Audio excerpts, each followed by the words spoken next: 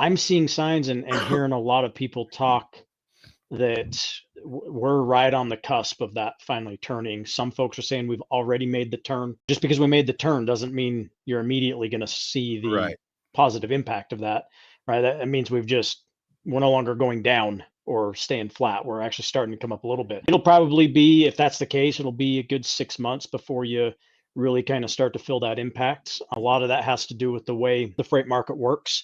Right. Contract rates for those to start going up, you need contracts to end. You need to see the motor carriers with better negotiating power in terms of being able to negotiate higher rates on their contract freight.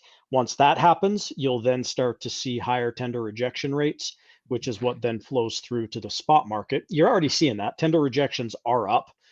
For the longest time during this, they were down, Right. sub 3%. Right. And they're now up in the anywhere from 5, 6, 7% range, depending on where you're looking. So that's a good thing. You really want to see them at a minimum around that 6, 7% range. Ideally, you'd see them up into the teens.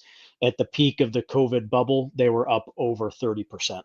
Right. So that kind of gives you an idea. So if we can get those numbers up around 10%, man, power to us, because you know what? That's going to be back into that normal upswing, right? I mean, back to real numbers, not the crazy inflated nonsense we've gone through for the last couple of years on up and down. You know what I mean? Yeah.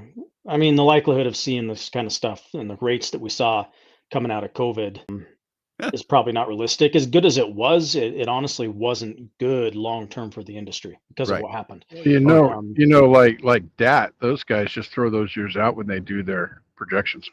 Just throw them out because they look at them as outliers. Yeah. So depending on what type of freight you're in, you're looking at anywhere from 3 to 6 months to upwards of a year before you really kind of start to see the impact to your bottom line.